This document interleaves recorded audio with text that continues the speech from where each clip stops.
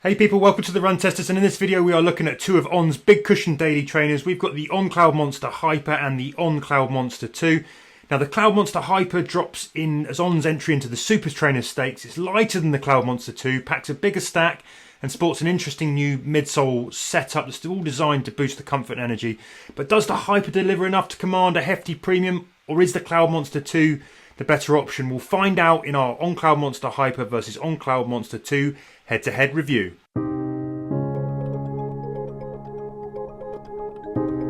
First up, quick details then. The On Cloudmonster Hyper midsole stack comes in at 37.5mm on the heel, 31.5mm on the forefoot. The Cloudmonster 2's packs 2.5mm less stack across the shoe with 35mm on the heel, 29mm on the forefoot, and both shoes rock a 6mm drop. On the scales, the Hyper weighs in at 9.1 ounces or 258 grams in the UK men's 8.5. That's slightly lighter than the Cloudmonster 2 at 10.5 ounces or 297 grams. Now, the On Cloudmonster Hyper has a super shoe price tag at $220 or £210 in the UK. The On Cloudmonster comes in cheaper at just shy of $180 or £170 in the UK.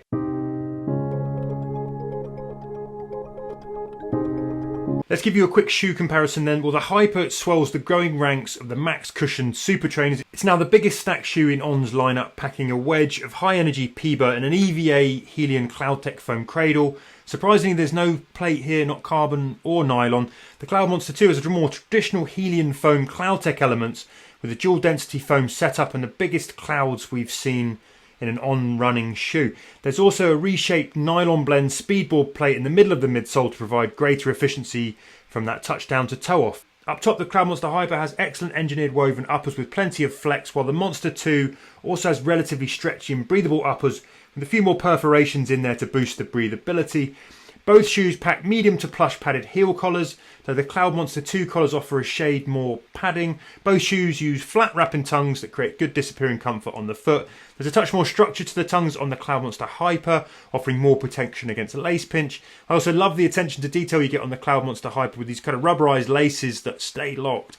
Flip these shoes over and the shoes share quite a similar outsole rubber design with pads on all the key impact areas. The Cloudmonster Hyper grip pattern is slightly thicker in places, but there's not much to choose between these shoes here. Durability, grip and protection is about the same for both shoes.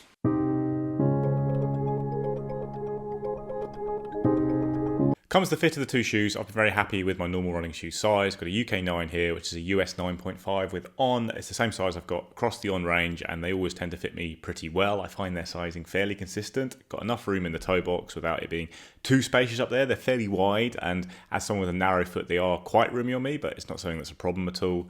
Good hold around the heel and midfoot without any Achilles irritation or anything like that. So yeah, I was very happy in my normal running shoe size with both of the Cloudmonsters. So let's give you a quick comparison on fit then. First up, we've got the On Cloudmonster 2. There is a nice thumbs width of distance to the end of the toe box. There's loads of clearance across the top of the toe box, and these uppers really flex for an overall, that's a really sort of voluminous, very roomy toe box. Even back here into that kind of toe knuckle section and into the little toe knuckle, there's a lot of room here. It's not tight, it's kind of holds okay, but there's lots of room to flex and move here.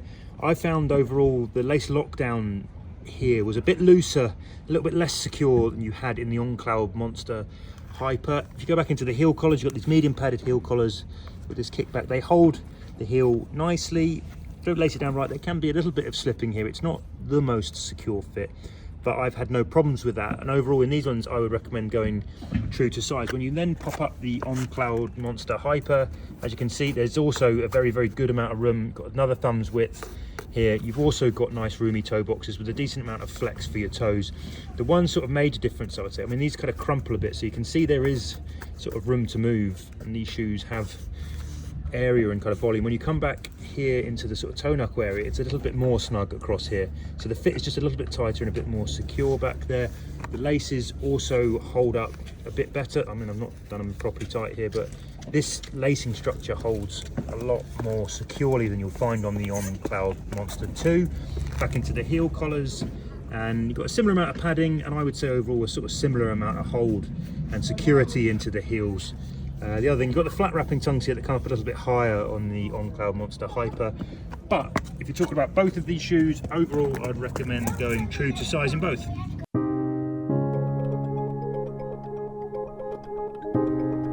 So I've run over 50k in both of these two shoes, and it is fair to say I'm not a huge fan of either of them.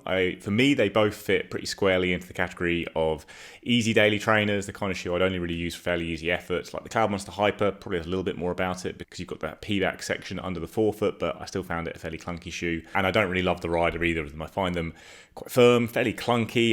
This CloudTech stuff on the bottom of On shoes just isn't going away, and I'm just not really a huge fan of it. You've got a slight improvement to the ride as you roll through onto the forefoot with the Cloudmonster Hyper because you've got that better foam under the forefoot, but actually it's the CloudTech pods that feel like the dominant part of the midsole for me as a heel striker, and I just didn't really enjoy that much the ride. Like the Cloudmonster Hyper, I will say, as a shoe for long runs and churning out lots of mileage during marathon training, it does feel better as a run goes on, but it still doesn't feel amazing by the end of a run. There are still shoes that I would take over it at that stage, but yeah, at the start of the run it can feel very clunky. The ride does improve a little bit.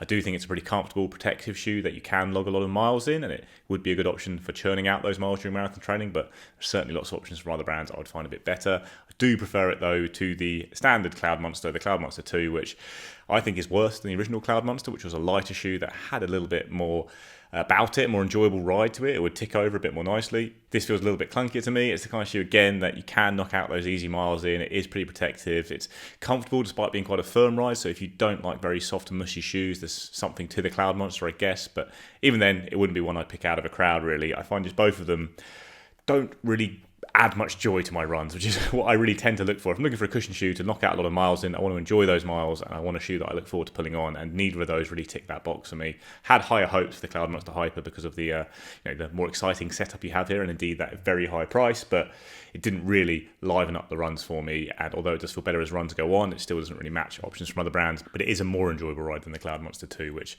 I think just it feels quite dead throughout because of this this CloudTech midsole foam here, which I think we'll probably see a little bit less of in On shoes going forward. But at some point there'll probably be an all P-backs version of the Cloudmonster Hyper and that kind of thing. But for now, both of these shoes didn't really float my boat during the run test. Now, in testing, I covered close to 100 miles in the On Cloudmonster Hyper and close to 60 miles in the On Cloudmonster 2. Around the usual range of paces, plenty of easy, some faster interval sessions, couple of 90-minute efforts with some marathon pace thrown in. I also did a 9-hour, 55-mile ultra at the Comrades Marathon in the Hyper. I ran mostly on road with some light off-road miles to test the stability as well. Now, overall, both these shoes have good step-in comfort. The On Cloudmonster 2 is the weightier shoe, but I wouldn't say there's much to choose between them when they're actually on the foot. The Cloudmonster Hyper actually, though it's lighter, I think feels like more shoe on the foot. It's not heavier, but just more shoe. When it comes to the ride, the major difference boils down to the interplay of that extra wedge of PIBA in the midfoot of the Cloudmonster Hyper, which makes for a more immediate return than you get with the Cloudmonster 2 when you hit it. Now, some runners found the original Cloudmonster too firm, too stiff, too rockered for a max stack shoe, and the Cloudmonster 2 is definitely tuned notably softer as a response to that. The result, I find, is a more cushioned ride, but it's also a little bit more flaccid and less energetic than the original Monster. Now, that's fine if all you want is easy day protection, but the Cloudmonster Hyper almost attempts to balance that cushioned feel with a bit more punch from the PIBA wedge. And what you get, I think, is an equally, if not more cushioned ride, only the cushioning doesn't collapse as much and it responds much quicker, particularly when you're landing mid to forefoot, where you're going to engage that PIBA wedge a lot more. But there's still softness here in the heel if you're landing further back too, so you're not losing that comfort overall. And the Hyper is generally a happy cruising shoe, I think, with a little bit more energy, though maybe not what you'd expect from a so-called super trainer. Now, the Cloudmonster 2 is a good, solid, easy day shoe that just maybe lacks some of the upper pace versatility that you get with the Hyper, but it's going to come to choice on price here, I think.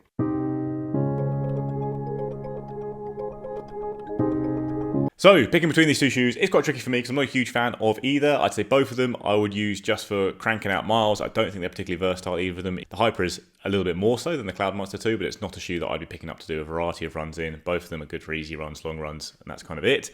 I prefer the ride of the Cloudmonster Hyper, but it's got the much higher price tag. It's a really crazy price tag, I think, for this shoe, and that means I wouldn't pick it, basically. Like, if I'm just going to go knock out some runs in either of these shoes, I might enjoy running in the Cloudmonster 2 a little bit less, but it is a lot less in terms of price, even though it's not cheap itself. So I would pick the On Cloudmonster 2 of these two shoes because of that, but if money's no object, the Cloudmonster Hyper is a better shoe. But overall, I'd certainly be looking at options from other brands for your easy miles or more versatile shoes. If you're looking for a super trainer, even the Asics Superblast is comparable in price, or you can look at plated shoes like the Endorphin Speed 4 when you're comparing it to the Cloudmonster Hyper. Against the Cloudmonster 2, you can just get a really nice cushion shoe like the Puma Velocity Nitro 2 for a lot less money, and that's just a more enjoyable ride all round. So yeah, I think the Cloudmonster Hyper is the better shoe. I'd get the Cloudmonster 2 because it's better value. Here, my verdict. In the Cloudmonster Hyper and the Cloudmonster 2, you've got two big stack, highly cushioned daily trainers that offer roomy fits and happily reduce the road impact, making for good long mile cruising potential in both of the shoes. In terms of pure performance, choosing between them, I think will largely come down to whether you want a bit more softness, in which case the Cloudmonster 2 is probably your best bet, or a bit more punch, in which case the Cloudmonster Hyper is a small step up thanks to that Puma insert. If you want maximum versatility, the Cloudmonster Hyper probably handles faster better than the Cloudmonster 2, while still offering enough cushion protection for most runners' needs on slower and easier efforts. But, and there is a big but, you've got to consider the price when you're thinking about these two shoes. And the Cloudmonster Hyper drops in at a big premium. It carries a Super Trainer price tag without really offering the Super Trainer performance. And if you're on a budget, I think the On Cloudmonster 2 constitutes much better value. If you want something even snappier though, or more responsive but firmer and less cushioned, I definitely recommend looking at the On Cloudmonster 1st Gen. I think that's still worth the look for a slightly different ride. So there you have it, that has been our head-to-head between the On Cloudmonster Hyper and the On Cloudmonster 2. We hope you found it helpful. Don't forget to like, subscribe and ring the bell for more great Run Testers videos when they land. If you're interested in a review of these two shoes, I'm going to pop them up on the channel right now. Go and have a watch. Otherwise, thanks for stopping by and we hope to see you again soon on the Run Testers. Happy running, people.